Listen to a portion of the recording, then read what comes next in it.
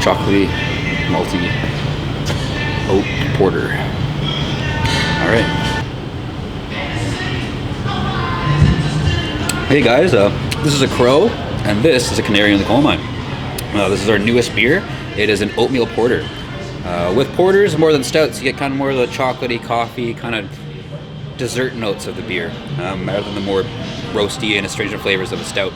I'm a huge fan of this beer. It's about 5% alcohol, really smooth from the oatmeal, just delicious pint. You should come down and try one yourself.